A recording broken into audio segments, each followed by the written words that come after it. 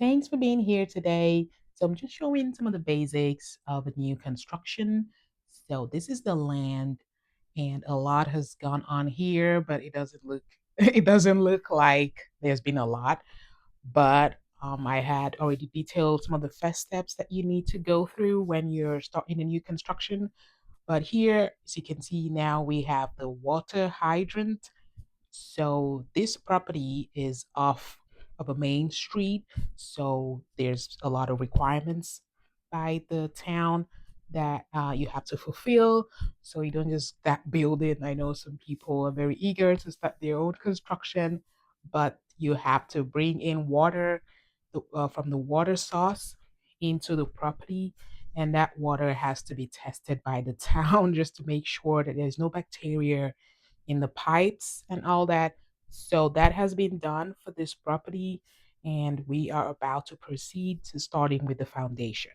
So there is now some water source. So normally before you start new construction, you need some water because you'll be needing water in the general construction process. So you have to bring that in if it's on the street. So if you're working on the main street, as you can see, there's already houses around this property. So there is a source of water around, but you have to bring it in to the main property, which has now been done. And here we are doing a tree box because the town wants a tree to be planted in that spot. So the town is very involved. So that's the original water source that I told you has to be tied into the property.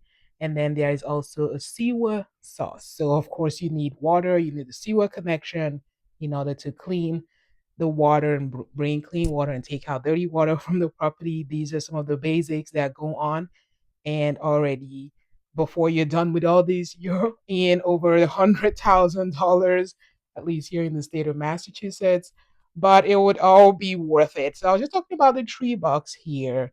As you can see, the tree box is really wide because they want the tree to be able to capture some water, some runoff water, and all that. So there's a big plan going on underground that you may not see, but already completed before this property starts. Before you start with foundation, you have to make sure all this is done and inspected by the town so that you don't have any problems going forward with your new construction. Because failure to complete some of this tasks actually becomes more expensive in the long run. So I'll be showing more steps as we go along in this deconstruction. So these are the underground piping work that was done. It's a very detailed piping work that needs to be completed, like I said initially. But stay tuned for more. Have a great day.